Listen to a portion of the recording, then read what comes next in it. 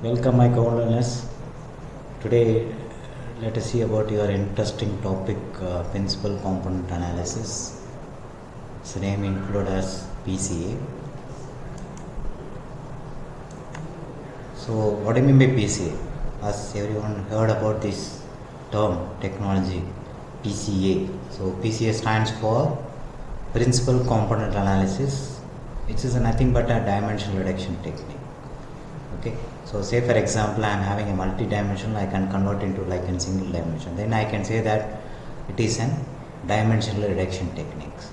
So while we are doing this dimensional reduction technique, we have to keep the main components or the main information should not be lost. Say for example I am converting like 3D to single D, it can be decomposed, dimensional reduction happens, whereas the information should not be lost.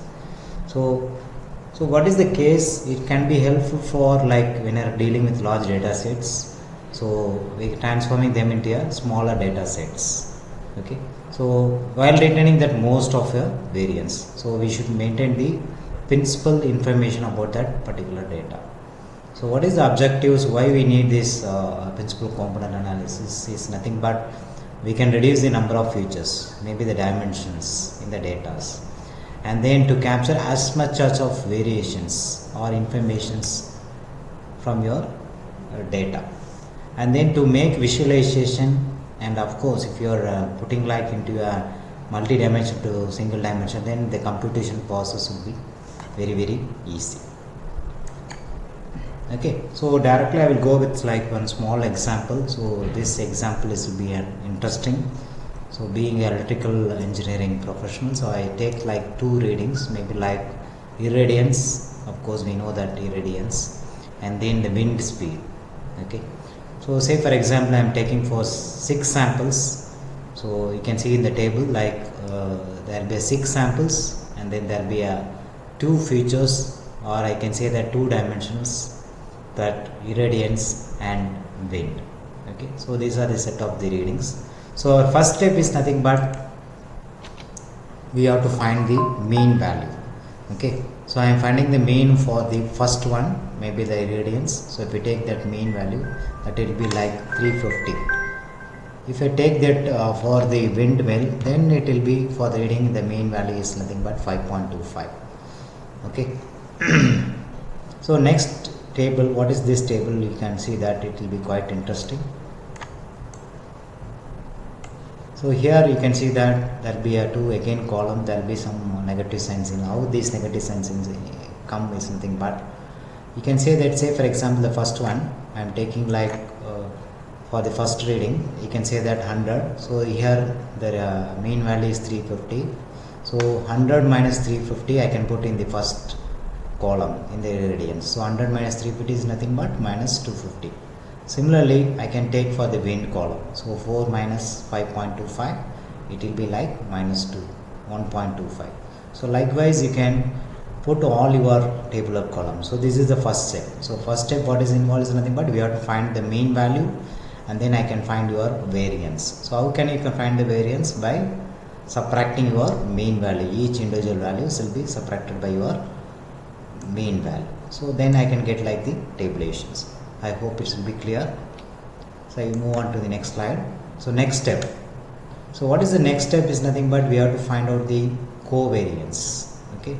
So the covariance is nothing but the calculation of your covariance. So for that there are different formulas. Okay. So the first one, the covariance formula, the matrix, if we see that the x equal to covariance of x1 comma x1. So the second column, it will be covariance of x1 x2. Similarly for the third one, covariance x2 comma x1, and then covariance x2 comma x2. So now we have to find these values.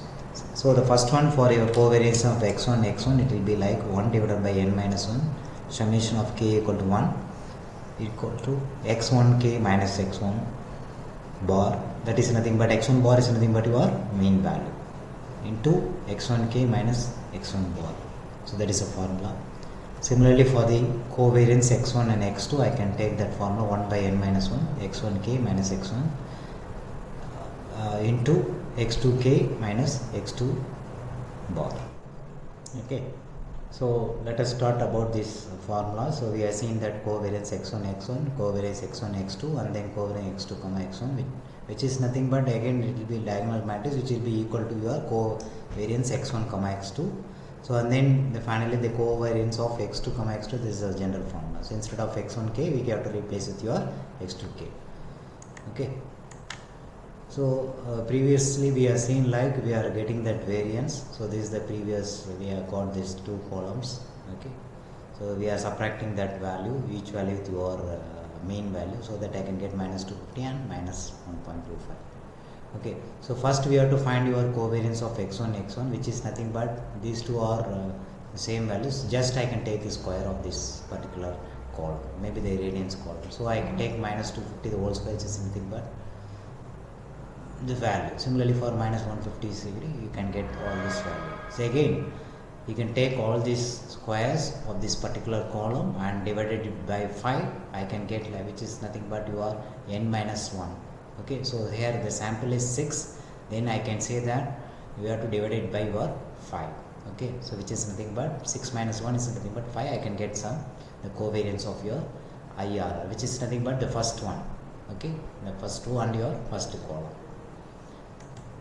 Okay, similarly I can find your the second column, so which is nothing but covariance x1 x2, which is nothing but we are having two values, that is your irradiance and your wind. So I can take the product of these two values, that is nothing but your minus 250 minus 1.25. I can get like 312.5. Similarly I can get all your values, and then you can get the sum of this value. Again you have to give divided by n minus 1, which is nothing but we have to divide it by 5. So I can get like this x1 x2, that is your second column. I can get like covariance of irradiance wind, which is nothing but 175. Similarly I can get for your second the second row, which is nothing but second row, the second column, which is nothing but covariance of x2 x2. So which is nothing but your square of your wind. So this is the formula x2 which is nothing but the product of the same two values. So I can take the square of your particular column, which is nothing but your wind column. Then I can take all this value, and then again we can get the sum value. Then I can divide it by 5, which is nothing but 6 minus 1, which is nothing but your 5. Okay, so I can get like your covariance value. Okay, similarly, so these two are equal value. So the covariance of your, as already we are seeing, covariance x2 x1 is equal to covariance x1 x2. So finally I can get like the matrix. The first column of your things is first column is nothing but this value, that is 35,000. I can put directly, and then the 175 I can put it directly here. The 175 and 175 both are will be like diagonally in matrix. And then finally I can get like your the third one, which is nothing but your 0.875. So next step is nothing but we have to calculate your eigenvalue. So this is the eigen matrix. With the previous slides I can say that x equal to 335,000, 175, 175. The value, another value is nothing but 0.875. So in order to calculate your eigenvalues, so this is the formula. So all is nothing but we, of course we know, we studied in the mathematics, x minus lambda is equal to 0. So substitute this, which is nothing but the matrix we got from the previous session, is nothing but we are getting that x value. So s value, so 35,000, you have to minus it by lambda, since it's like an I is nothing but our identity matrix. So similarly I can get like these two column 0.875 minus lambda.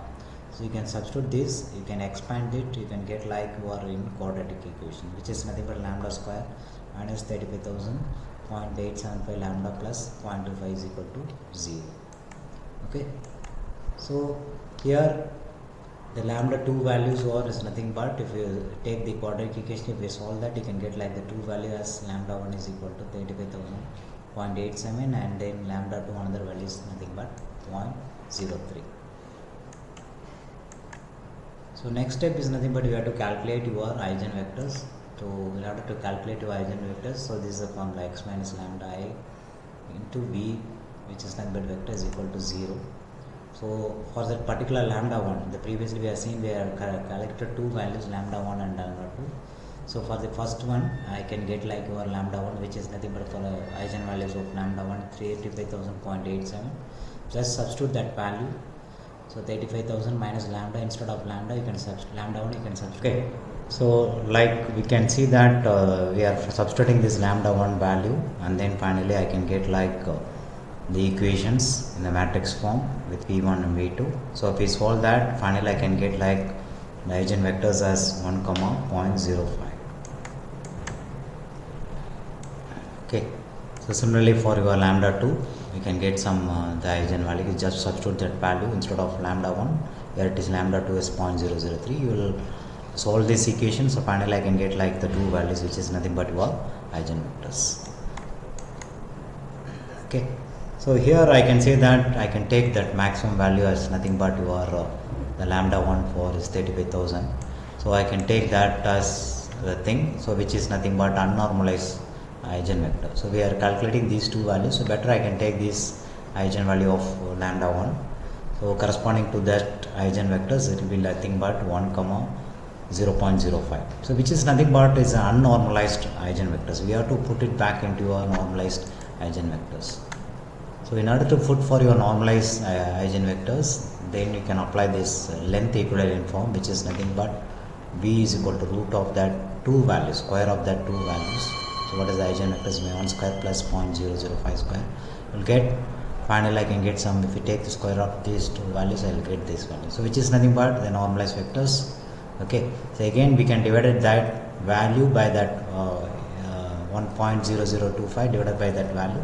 Then I can get like two values, which is nothing but 0.99 and 0.005.